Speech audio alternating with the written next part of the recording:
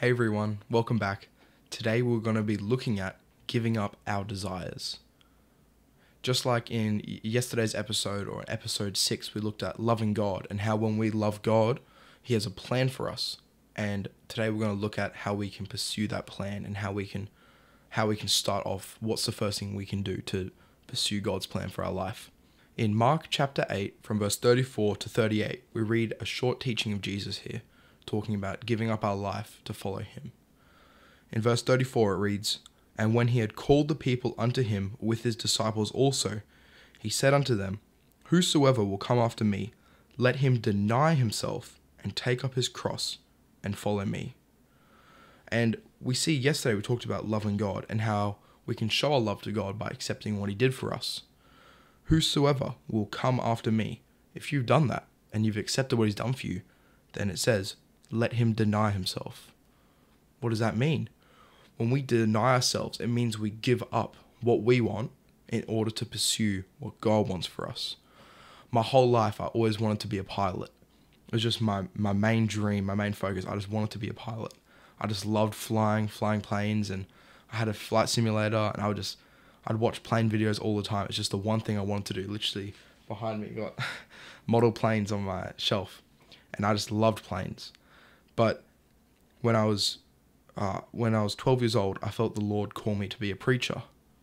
And during that time, I was keen. I was like, okay, this is what the Lord wants me to do. This is what I'm going to do with my life. And then throughout the years, up until about grade 11, I was pursuing being a pilot instead of pursuing following God, what He called me to do. And my focus changed. And then during, I think it was maybe 2 years ago, I heard a message and it re-sparked my desire to follow what God wants for me. And I've given up that dream now. It's no longer in my mind at all. It would be nice, but it's just no longer a thought at all. I've just given that up completely. I don't want to be a pilot anymore. And I can tell you, I've actually been so much happier following what God wants me to do and preparing to preach and learning and studying the Bible. And this has been so much more enjoyable for me than actually being a pilot. In verse 35, it reads, "For whosoever will save his life shall lose it. But whosoever shall lose his life for my sake and the gospel's, the same shall save it." What does that mean? What he's trying to say is, if you give up what you want to follow God, you'll be saved. But if you're too focused on what you want, and you, like it says, whoever will save his life, if whoever saves what they want, what I want, if I just said, all right, God, I'm good, I'm going to go do what I want, don't be surprised when you end up in hell.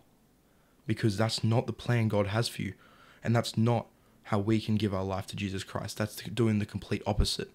That's following your flesh. This flesh is temporary, but the soul is eternal. You know, it says in Matthew 10:28, "And fear not them which kill the body, but are not able to kill the soul, but rather fear Him which is able to destroy both soul and body in hell." He's saying, God's the one who has ultimate control over your destiny. Yes, you decide, but He's the one who actually determines what allows one to be saved and not.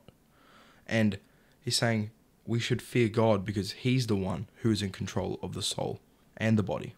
In verse 36 of Mark 8, it reads, "For what shall it profit a man if he shall gain the whole world and lose his own soul?" Verse 37, "Or what shall a man give in exchange for his soul?" And this is the question you should be asking yourself today. Verse 36, what do you really gain if you gain everything in the world, but when you die, you end up in hell? And you know what the answer is? Nothing. Because this life is so short compared to eternity that being rich in this moment doesn't compare to being in heaven with God for eternity. That's why it's not worth it. It's not worth chasing what you want instead of following what God wants for you.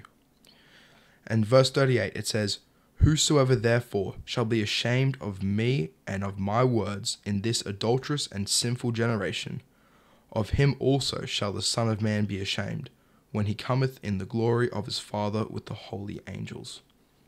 This is a bit of a call to action, and He's trying to tell us that if you're ashamed of me, then I'm going to be ashamed of you. Jesus gave His life for you. The least you can do is give a bit of yours back to Him.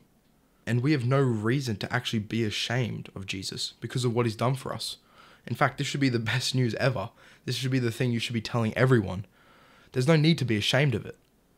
And this is the problem with many people. They don't want to get saved because they're too focused on themselves and not wanting to give up what they want. But instead, Jesus calls us to follow him and follow what he wants for our life. Because God's eternal. He's outside of time. He's the creator of everything. He knows what's best for you. The flesh wants you to do different things, but God wants you to have the most fulfilling life. So don't wait any longer. Give up your desires and follow Jesus Christ today.